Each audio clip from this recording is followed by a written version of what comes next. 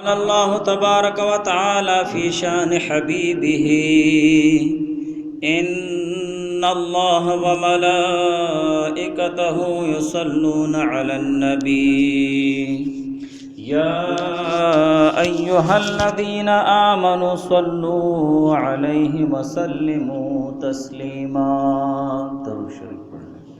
اللهم صل على محمد كما تحب وترضى له. اللهم صل على محمد وأنزله المقعد المقرب عندك يوم القيامة. جزا الله عنا محمدا صلى الله عليه وآله وسلم ما هو أهله. رب اشرح لي صدري ويسر لي أمري واحلل عقدة من لساني يفقه قولي. سامعین محترم، حضرت ابو ہریرہ رضی اللہ تعالیٰ عنہ کی روایت کہ حضور پاک صلی اللہ علیہ وآلہ وسلم نے فرمایا، مجھے اللہ تعالیٰ نے حکم دیا ہے اس بات کا، خشیت اللہ فی السر والعلانیہ، کہ اللہ تعالیٰ سے ڈرنا ہے جلوت میں بھی اور خلوت میں بھی، تنہائی میں بھی اللہ تعالیٰ سے ڈرنا ہے اور سب کے سامنے بھی اللہ تعالیٰ سے ڈر کو اختیار کرنا ہے۔ تو معلوم ہوا کہ ہر مومن مسلمان کے دل میں اللہ تعالیٰ کا خوف، اللہ تعالیٰ کا ڈر اور خشیت الہی، اللہ تعالیٰ کی خشیت وہ مومن مسلمان کے دل میں ہونی چاہیے۔ اور خوف اور ڈر اور تقوی کے متعلق کچھ ذکر بھی ہو گیا۔ حضرت مولانا مفتی شفیع صاحب رحمہ اللہ تعالی کا واقعہ بھی ذکر کیا کہ اگر ہم میں سے کوئی کہیں سفر پہ جاتا ہے، مثال کے طور پر لاہور سے ایک شخص وہ کراچی سفر پہ جا رہا ہے اور ریل گاڑی میں بیٹھ جاتا ہے، تو وہ ہر اسٹیشن پر اترتا ہے اور دیکھتا ہے کون سی جگہ آ گئی ہے، اور ٹرین سے بھی دیکھتا ہے، بار بار دیکھتا ہے کہ کون سی جگہ آ رہی ہے، کون سی جگہ جا رہی ہے۔ اس بار بار دیکھنے کا مقصد اور مطلب یہ ہے کہ میں جس ٹرین میں بیٹھا ہوا ہوں اور کراچی جا رہا ہوں، تو کیا یہ مجھے کراچی پہنچائے گی یا نہیں، یہ کراچی جا رہی ہے یا نہیں، بار بار اسی لیے دیکھ رہا ہے۔ تو ہر مومن مسلمان کو اپنے آپ کو دیکھنا چاہیے، اپنی کیفیت کو دیکھنی چاہیے، اپنی حالت کو دیکھنی چاہیے، اور اسی طرح بار بار اپنے اعمال کو پرکھے، اپنے اعمال کو دیکھتا رہے کہ میرے اندر کتنا اللہ تعالیٰ کا خوف موجود ہے، میرے اعمال میں اللہ تعالیٰ کا خوف کتنا موجود ہے، میری زبان میں کتنا اللہ تعالیٰ کا خوف ہے، میری آنکھوں میں اللہ تعالیٰ کا خوف کتنا ہے، یہ خوف بڑھ رہا ہے یا یہ خوف کم ہو رہا ہے، یا یہ خوف بالکل ہے ہی نہیں، یا اپنے نفس اور اپنے خواہشات کی تابعداری میں جا رہا ہوں۔ اگر ایک آدمی اپنی منزل مقصود کی طرف جا رہا ہے، ایک دل میں اللہ تعالیٰ کا خوف موجود ہے، ریل گاڑی میں بیٹھا ہوا شخص بار بار دیکھ رہا ہے کہ میں منزل مقصود کی طرف پہنچ رہا ہوں، تو اس کا دل مطمئن ہوتا ہے کہ چلو منزل کی طرف پہنچ رہا ہوں، پہنچ جاؤں گا انشاءاللہ۔ اسی طرح ہر مومن مسلمان جب اپنے اعمال پر نظر ڈالے، اپنے دل پر نظر ڈالے اور دیکھے کہ میرے دل میں اللہ تعالیٰ کا خوف اور ڈر موجود ہے، اور اس خوف اور ڈر کو اور آگے بڑھانا ہے، وہ سمجھ جائے کہ میں اپنی منزل سے بھٹکا ہوا نہیں ہوں، بلکہ اپنی منزل کی طرف آگے بڑھتا جا رہا ہوں، اپنے اعمال میں اضافہ کرتا جائے گا، اللہ تعالیٰ کا خوف اور بھی اس کے دل میں آتا جائے گا۔ لیکن اگر ایک مومن مسلمان اپنے دل پر نظر ڈالے اور اپنے اعمال پر، اور وہ یہ سمجھ جائے کہ میرے دل میں اللہ تعالیٰ کا خوف نہیں ہے، میرے اعمال میں کمی ہے اور کمزوری ہے، تو وہ سمجھ جائے کہ وہ نفس کی رضا کی طرف جا رہا ہے، اپنے خواہشات کی تابعداری میں لگا ہوا ہے، اپنی من چاہی زندگی گزار رہا ہے، جو اس کا جی چاہ رہا ہے، جو اس کا دل چاہ رہا ہے، جو اس کے اندر کے خواہشات چاہ رہے ہیں، اسی کے مطابق وہ اپنی زندگی گزار رہا ہے، تو سمجھ جائے کہ اس دل میں اللہ تعالیٰ کا خوف نہیں ہے۔ لیکن یہ کیسے معلوم ہوگا ہر کسی کو؟ جب وہ اپنے آپ پر نظر ڈالے، اپنے دل پر نظر ڈالے اور اپنے اعمال پر نظر ڈالے، تو اسے کیسے پتہ چلے گا کہ میرے اندر اللہ تعالیٰ کا ڈر ہے یا نہیں ہے، کم ہے یا زیادہ ہے؟ اس کے لیے فقہاء نے، بزرگان دین نے کچھ علامتیں ذکر کی ہوئی ہیں، علامات الخوف۔ ہر ایک علامت، ہر ایک نشانی کو اپنے اندر وہ دیکھے گا۔ سب سے پہلے ہے وہ زبان، کہ ہر مومن مسلمان اپنی زبان کا جائزہ لے کہ میں زبان کے متعلق اللہ تعالیٰ سے کتنا ڈرتا ہوں، میری اپنی زبان کے متعلق میرے دل میں کتنا اللہ تعالیٰ کا ڈر بیٹھا ہوا ہے۔ اور اصل میں زبان کے متعلق اللہ تعالیٰ سے ڈرنا یہ ہے یمنعہ من الکذب، زبان کے متعلق اللہ تعالیٰ سے ڈرنے کی نشانی یہ ہے اور علامت یہ ہے یمنعہ من الکذب والغیبت والنمیمت والبہتان وکلام الفضول، کہ اللہ تعالیٰ کا یہ ڈر اور اللہ تعالیٰ کا یہ خوف اس کی زبان کو اس بات سے منع کرے گا کہ وہ جھوٹ بولے۔ کیوں اللہ تعالیٰ کا ڈر ہے، کیوں میں زبان سے جھوٹ بولوں، کیوں اللہ تعالیٰ کے حکم کو توڑوں؟ جھوٹ سے تو قرآن اور حدیث منع کرتا ہے، جھوٹ تو ہر مذہب میں غلط ہے، میں جھوٹ نہیں بولوں گا، سچ بولوں گا، سچ ہی مجھے نجات دلائے گا۔ یہ غلط تصور ہے، اپنے دل و دماغ کو سمجھانے کے لیے یہ چیز ہے، سوچتا رہے۔ یہ غلط تصور ہے، یہ غلط سوچ ہے، یہ غلط بات ہے اگر کوئی کہے کہ جھوٹ کے بغیر کام نہیں چلتا ہے۔ دنیا کا وجود سچ پہ قائم ہے، جھوٹ پر نہیں ہے۔ جس وقت جھوٹ عام ہو جائے گا تو دنیا برباد ہو جائے گی، اس لیے کہ جھوٹ جیسی بڑی گناہ قرآن اور شریعت اس کی بہکنی کرتی ہے کہ جھوٹ کو ختم کرو، اپنے معاشرے میں اپنے اندر سے پہلے ختم کرو، اپنے زبان سے جھوٹ نکال دو، توڑ مروڑ اور ادھر ادھر گھما پھرا کر بھی جھوٹ مت بولو کہ سامنے والے کو تم جھوٹ پر ہی بھروسہ کروا دو۔ تو پہلی چیز کیا ہے؟ یمنعہ من الکذب، زبان کے متعلق اللہ تعالیٰ کا خوف تمہیں منع کرے گا جھوٹ بولنے سے۔ اذا کذب العبد تباعد عنہ الملک میلا من نتن ما جاء به، حضور علیہ السلام کی حدیث پاک ہے، حضور علیہ السلام نے فرمایا جب ایک انسان جھوٹ بولتا ہے تو فرشتہ اس سے، رحمت کے فرشتے اس سے 1 میل کی دوری پر چلے جاتے ہیں، من نتن ما جاء به، اس بدبو کی وجہ سے جو اس نے جھوٹ بولا ہے، اس جھوٹ کی سڑاہٹ اور بدبو کی وجہ سے۔ بہرحال جھوٹ سے منع کرتا ہے، والغیبت، غیبت سے،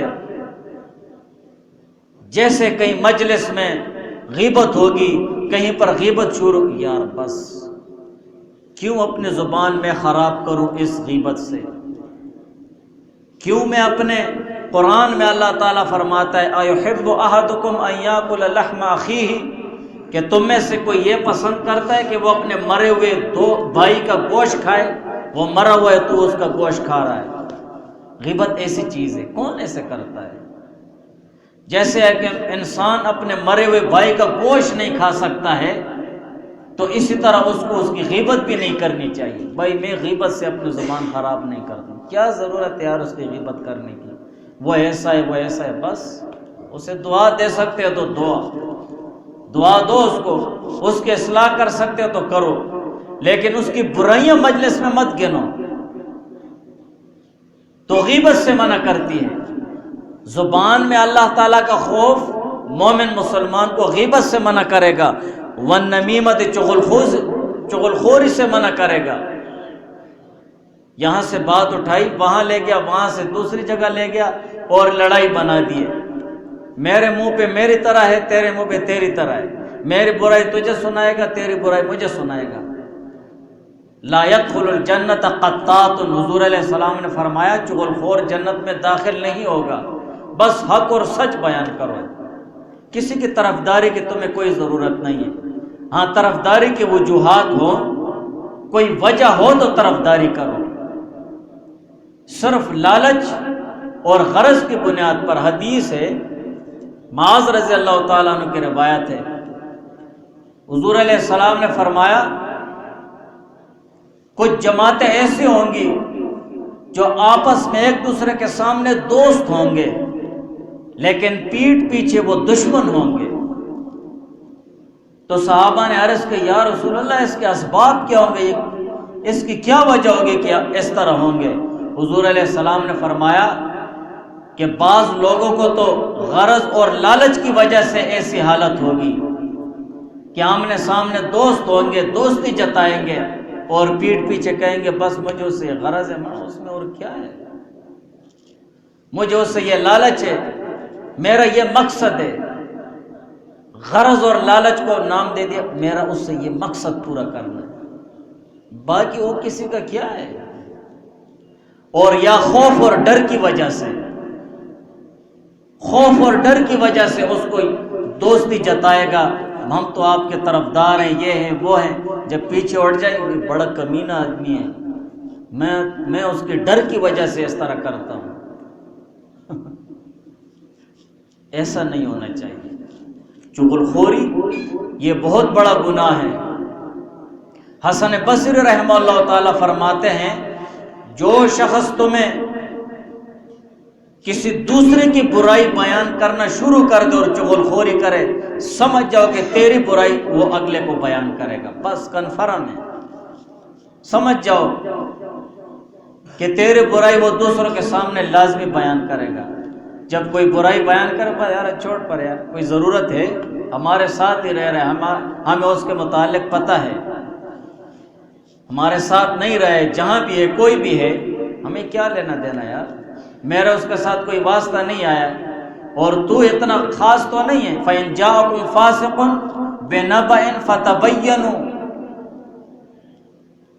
غالباً فضیل ابن عیاض رحمہ اللہ تعالیٰ فرماتے ہیں اگر آپ کے پاس ایک شخص آئے اور وہ کسی کے متعلق کچھ بات کرے، چغل خوری مارے، انگلی کرنا لگ جائے، تو وہ فرمانے لگا اس سے کہو اگر تو جھوٹا ہے تو قرآن میں اللہ تعالیٰ نے فرمایا فَتَبَيَّنُوا، تو جھوٹ کی تحقیق کرو، اور اگر تو سچا ہے تو تب بھی تو قابل اعتبار نہیں ہے۔ تو غیبت سے وہ خوف بچاتا ہے اور چغل خوری سے، اور اسی طرح والبہتان تہمت سے بچاتا ہے۔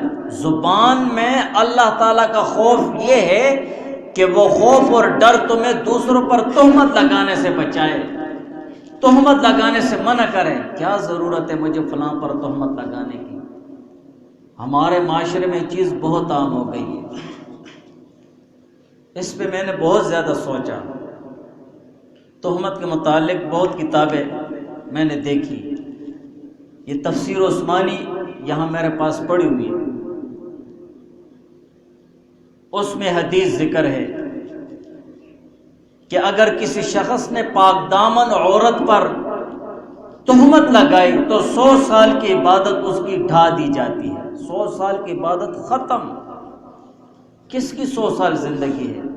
کس کو پتہ ہے کہ میری عبادت کون سی قبول ہوئی ہے یا نہیں؟ بالکل صفر ہو جائیں گے اور مائنس میں چلے جائیں گے۔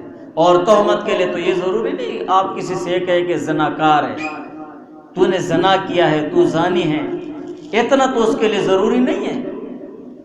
بعض باتوں میں گما پھرا کر بھی لوگ کہتے ہیں نا، وہ بھی تہمت ہے نا۔ اگر زنا کے علاوہ بھی کئی گناہوں کے ہم ایک دوسرے پر تہمت لگاتے ہیں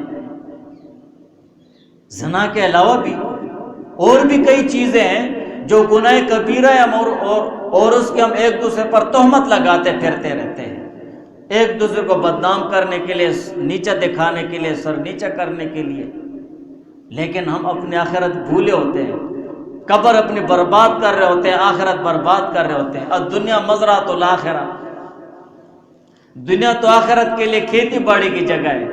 اگر ایک شخص ایک زمیندار سے کہو کہ بھائی میں نے آپ کو ایک کھیت تمہیں دے دیا ہے، اس میں بھائی بیج بو، اس میں زمیندارہ کرو، اس سے فصل لو، مجھے بھی دو، خود بھی کھاؤ، اور وہ وہاں جا کر ساری زمین ہی خراب کر دے، تو ہم اسے کیا کہیں گے؟ بے وقوف کہیں گے، تو اس کا قابل ہے ہی نہیں۔ اللہ تعالیٰ نے ہمیں دنیا میں بھیجا ہے آخرت کے لیے، زراعت کرنے کے لیے، آخرت کے لیے ہم کمائی کریں، اور یہ ہمارے لیے کھیتی باڑی کی جگہ ہے آخرت کے لیے، اور ہم اسے ضائع کر رہے ہیں۔ تو بہتان سے بچنا چاہیے، بہتان بہت زیادہ احتیاط کرنی چاہیے اس میں۔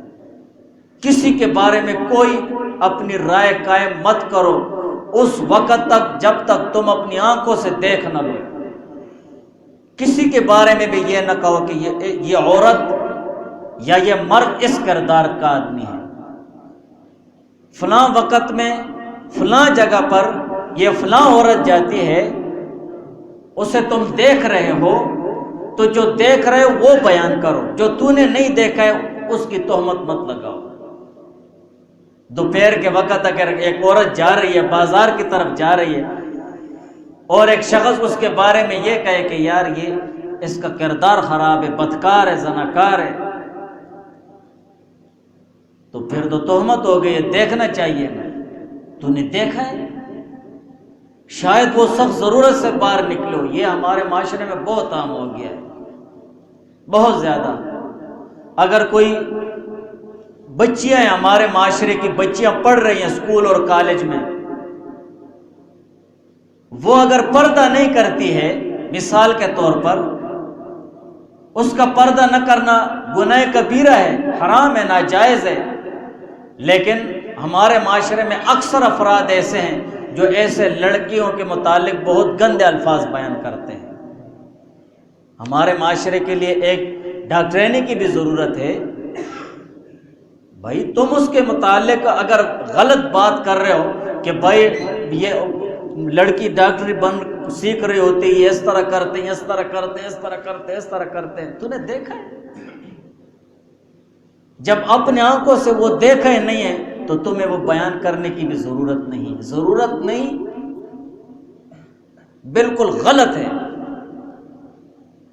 ہمیں کیا ضرورت ہے ہم کسی کے بارے، ہاں معاشرے کے لیے ضرورت ہے، اس فرد کی ایک ڈاکٹرینی کی قرآن اور حدیث سے جو اس نے حاصل کیا ہے اسے اللہ تعالیٰ اجر دے گا، قرآن اور حدیث کے خلاف کیا تو اس کو اللہ تعالیٰ سزا دے گا، ہمیں کیا ضرورت ہے۔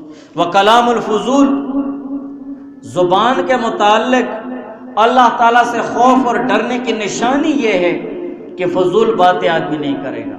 من حسن اسلام المرء ترکہ ما لا یعنی، حدیث میں ہے، حضور علیہ السلام نے فرمایا کہ ایک شخص کے اسلام کی خوبصورتی یہ ہے ترکہ ما لا یعنی، کہ وہ ان باتوں کو چھوڑ دے، ان کاموں کو چھوڑ دے جو فضول باتیں، فضول کام ہیں۔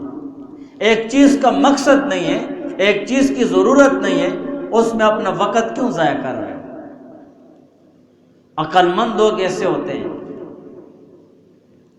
وہ لقمان حکیم صاحب سے بھی کسی نے پوچھا نا کہ آپ اتنے بڑے حکیم کیسے بنے، حکمت اور دانائی کی باتیں کیسے سیکھی ہیں؟ اس میں ایک چیز یہ ہے کہ وہ فرمانے لگے میں فضول بات نہیں کرتا ہوں، فضول بات اور فضول کام نہیں کرتا ہوں۔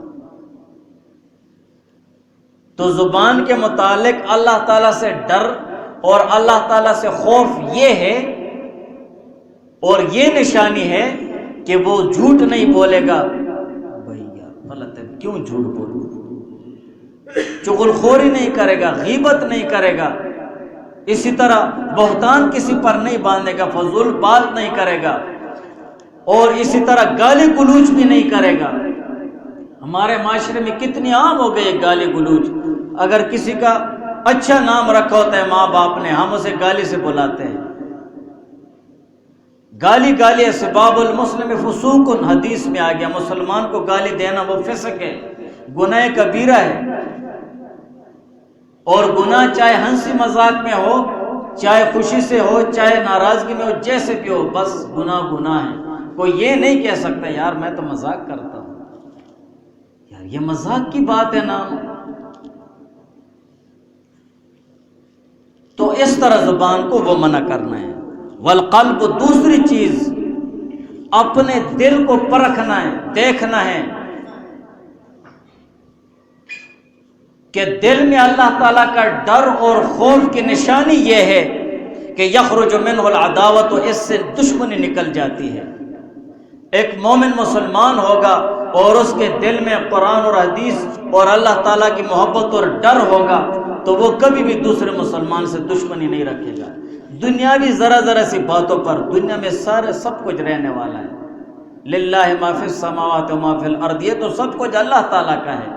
ہمیں تو اللہ تعالیٰ نے دیے ہوئے اپنی آخرت بنانے کے لیے، جیسے یہاں ہمیں مالک نے ساری چیزیں دی ہوئی ہیں کام کو چلانے کے لیے، یہاں دی ہوئی چیز استعمال کے لیے بھائی کام کرو، تیری ذاتی تو نہیں ہے۔ اسی طرح یہ دنیا اللہ تعالیٰ کے اختیار میں، سب کچھ اللہ تعالیٰ کے اختیار۔ انا للہ و انا الیہ راجعون، ہم کہتے ہیں نا انا للہ، سب اللہ کے لیے، بس ہمارے پاس ہمارا کچھ بھی نہیں۔ و انا الیہ راجعون، اور ان سب چیزوں کا حساب ہمیں دینا ہے وہاں پر، اللہ تعالیٰ کی طرف لوٹ کر جانا ہے قیامت کے دن کہ تمہیں یہ دیا تھا، تمہیں یہ چیز ملی تھی، تمہیں یہ چیز ملی تھی، کیسے استعمال کیا، کیا کیا کیا نہیں کیا، اس کا حساب دینے کے لیے جانا ہے۔ تو دشمنی نکال دو اپنے دل سے، تھوڑی تھوڑی ذرا ذرا سی بات پر اپنے دل میں دشمنی پالنا، کینہ پالنا، بغض پالنا ہے کہ یار یہ مجھے بہت برا لگتا ہے، یہ اچھا نہیں لگتا ہے، یہ ایسا ہے، یہ ایسا ہے۔ اور ایسے بھی کہتے ہیں لوگ کہ یہ مجھے خنزیر سے بھی بدتر لگتا ہے، کتے سے بھی بدتر لگتا ہے۔ خدا کے بندے، خدا سے ڈر۔ تمہارے دل میں اتنی دشمنی بھری ہوئی ہے کہ ایک مومن مسلمان جس کے دل میں ایمان ہے، تو کتے سے بھی اس کو بدتر کہہ رہا ہے، وہ خدا کی زمین پر ہے۔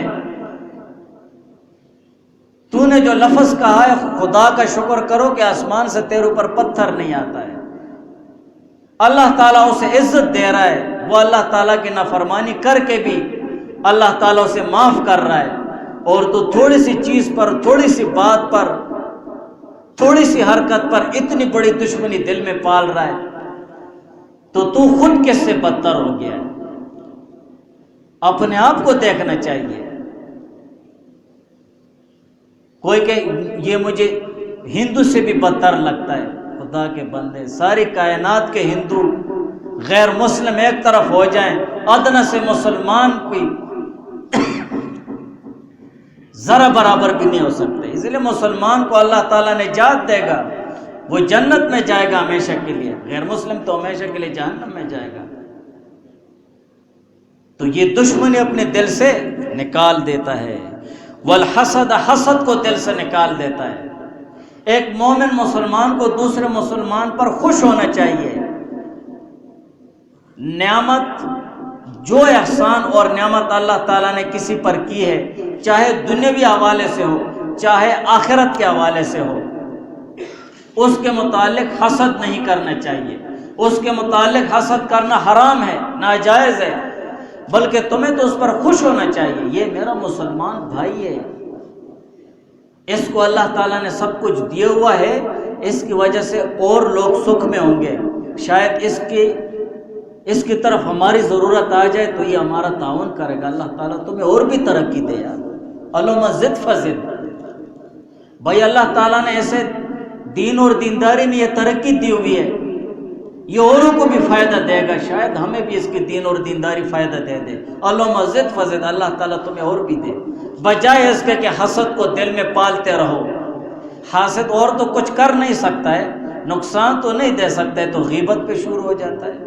پھر قیامت کے دن اس کی نیکیاں اس کو دے دی جاتی ہے جس کے ساتھ اس نے غیبت اور حسد کی ہوتی ہے۔ ایاکم والحسد، فإن الحسد تأكل الحسنات کما تأکل النار الحطب. حضور علیہ السلام نے فرمایا حسد مت کرو، خصوصیت کے ساتھ خاص کر حسد سے بچو. ایاکم الحسد، خاص کر حسد سے بچو، یہ نیکیوں کو کھا جاتا ہے، حسد نکل جاتا ہے.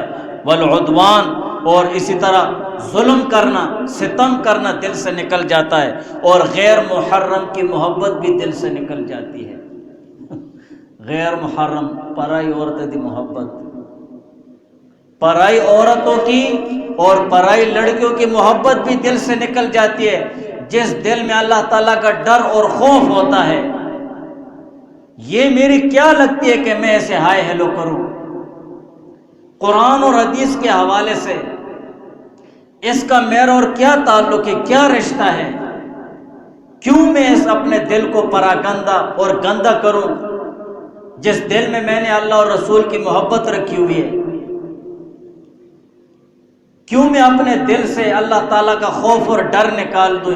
نہیں بھائی، میرے دل میں اللہ تعالیٰ کی ذات، حضور علیہ السلام کے سنت، قرآن اور حدیث ہے. یار یہ تو حرام ہے، غلط ہے، یہ تو ناجائز ہے، اس پہ تو اللہ تعالیٰ ناراض ہوں گے. میں قیامت کے دن کیا منہ دکھاؤں گا اللہ تعالیٰ کو کہ میری حلال بیوی تھی بھی، پھر بھی میں حرام کاریوں میں منہ مارتا رہا، پرائے عورتوں میں منہ مارتا رہا. کیسے جواب دوں گا؟ میرے بچوں کو پتہ چل گیا، میری بیوی کو پتہ چل گیا، میرے خاندان کو پتہ چل گیا. یار اس کا ایسا کردار ہے، یہ اتنا گرا ہوا انسان ہے جو اپنی بیوی ہوتی ہوئی بھی پرائی عورتوں میں دلچسپیاں لے رہا ہے. سب کچھ چھوڑو یار، بیوی بچوں کا بھی خیال نہیں کرتا ہے. کتنی بدنامی کی گناہ ہے. پہلے بھی میں نے بتایا تھا،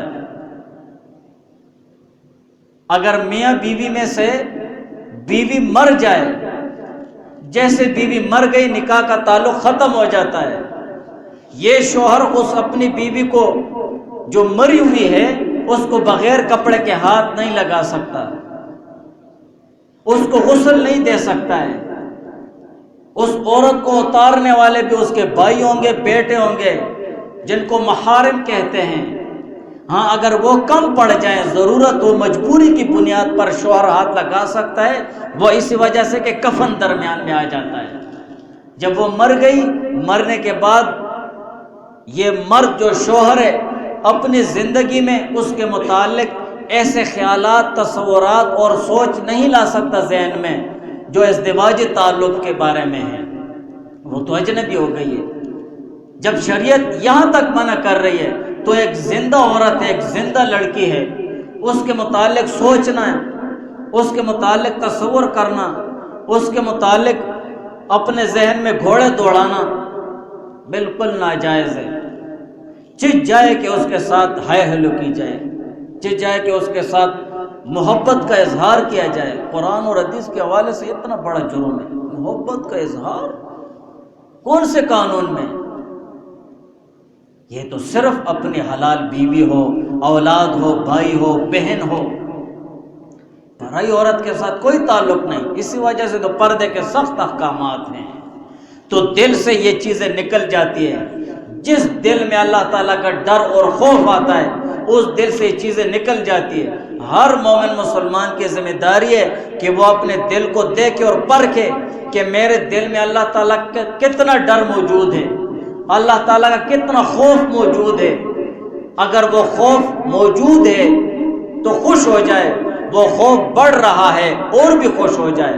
اگر وہ خوف نہیں موجود تو ڈر جائے اور اپنے ایمان کی فکر میں لگ جائے، اعمال پر زور دینے میں لگ جائے، اللہ تعالیٰ سے معافی مانگنے میں لگ جائے، تاکہ اللہ تعالیٰ کا ڈر اس دل میں آ جائے اور یہ چیزیں دل سے نکل جائے.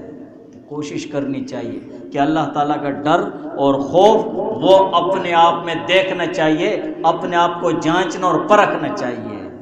باقی تفصیل انشاءاللہ بعد میں.